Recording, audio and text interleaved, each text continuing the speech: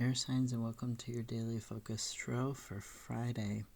So we have the Eight of Swords and the Six of Swords. Swords are about thinking and about balance. They're about things that cut you, quite obviously. And words and thoughts can be very cutting. They can be very binding. So this Eight of Swords, this is being blinded and being bound or feeling like something has done this to you, but really it's your own, imposter syndrome or your self-imposed limitations. It has to do with communication. It has to do with feeling worthy.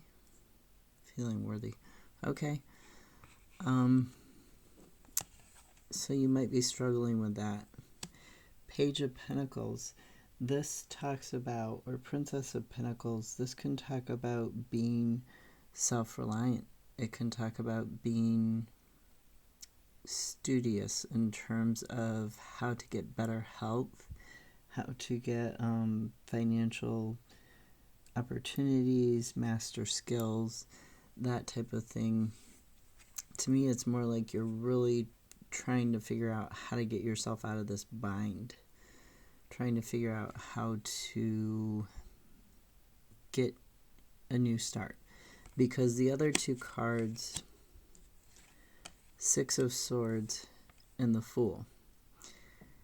And the Fool, the key to opening that new doorway, that new path, is to have faith, to believe in yourself, to recognize that there is a new pathway for you and that you can take it, and it's not going to be the end of the world. It's just opening up a new doorway, starting on a new path. The rose, I think it's a rose, and his in his pocket. I've just noticed it. So this is the new beginning. This is a zero card, the beginning of the journey. And it's the clarifier for the Six of Swords, which is talking about using your higher knowledge to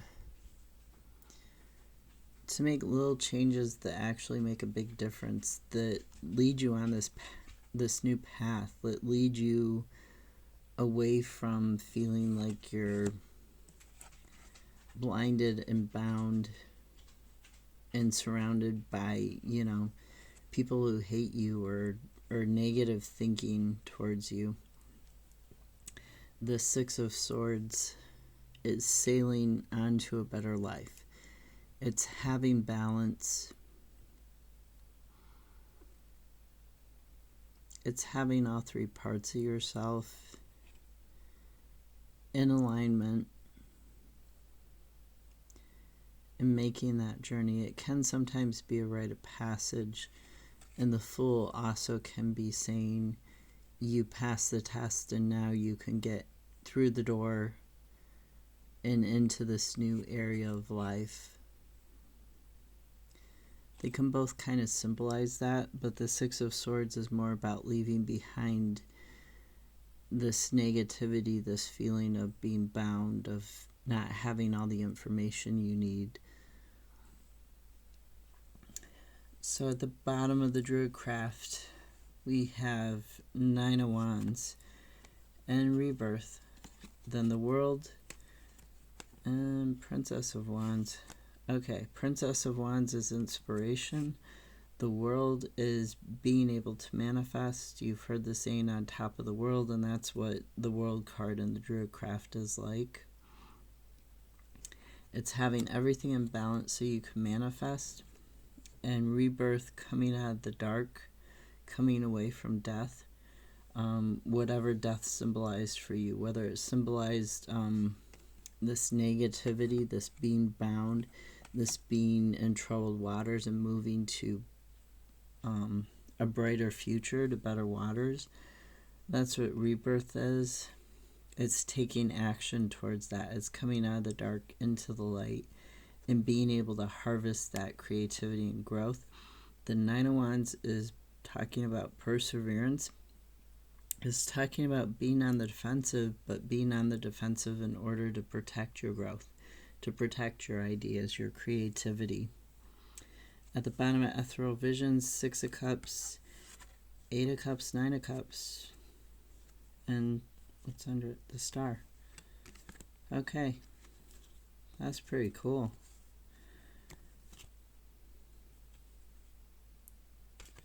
Okay, so the Star is healing.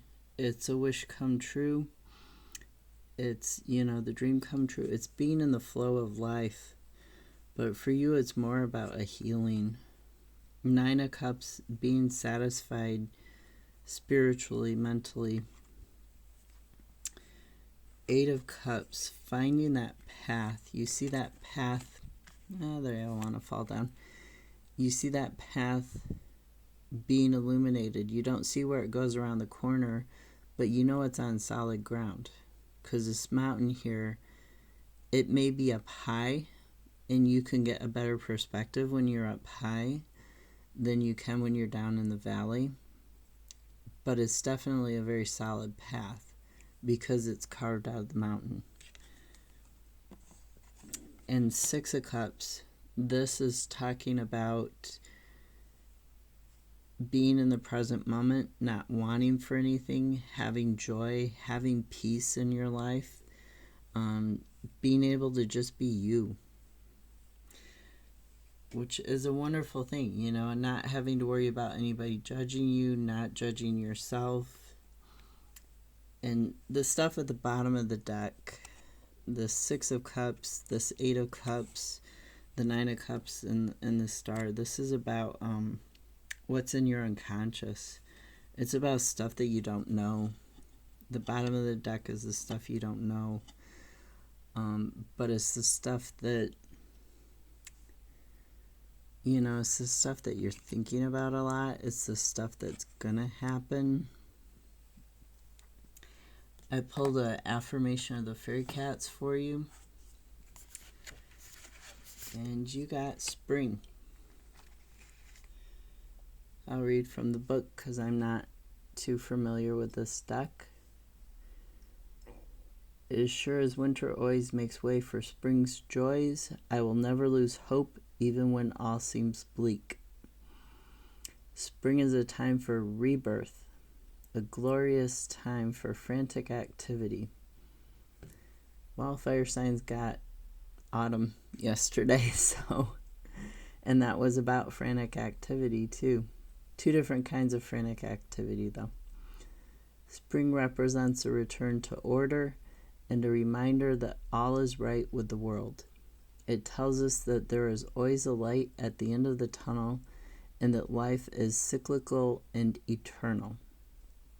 It gives us hope and keeps optimism alive during the long, bleak winter. And it reminds us that life needs its slow times to regenerate itself.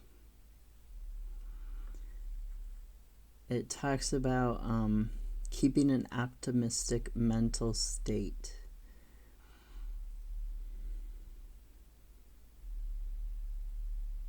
It's not possible for anyone's life to be perfect all the time, so look at the downtimes as periods of rest in preparation for something wonderful coming.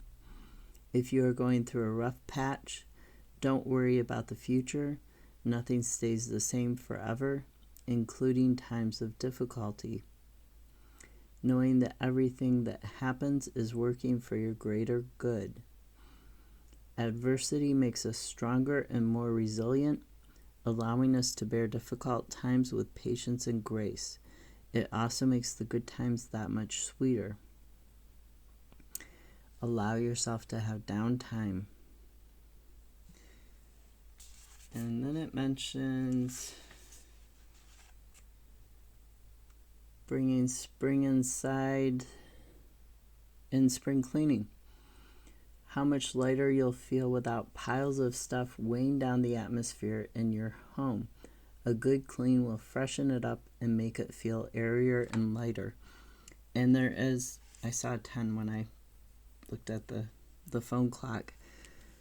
And that's talking about releasing this baggage, what makes you feel bound and blinded. These 2 swords cards, the 8 of swords and the 6 of swords. And there is, I don't remember what particular school of thought it is or something, but there's a thought that if you're feeling kind of stuck and you're feeling stagnant, that you should like rearrange a room in your house, or you should go through and like clean, even if it's just one corner in your house, and you'll feel more energized and more alert. You won't feel as stagnant. You won't feel as stuck because it changes around the energy. I'm probably not saying that in the best way possible, but I actually found that does work. If you're stuck in a thought and you can't get out of it, it does help to get up and clean, like I said, even just one corner of your house, or even clean yourself, you know. Trim trim whatever needs trimmed, you know, your mustache or your beard or whatever, or your bangs. Get a haircut, do your fingernails, anything that makes you, even the smallest little thing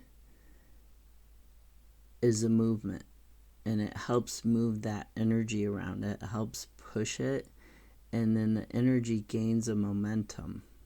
So like cleaning your space also helps you get your mind and like the crown chakra and the throat chakra. It helps get it moving again. It helps get you, in terms of your thinking, moving again, and get out of this 8 of swords. Have a great day. I'll see you tomorrow.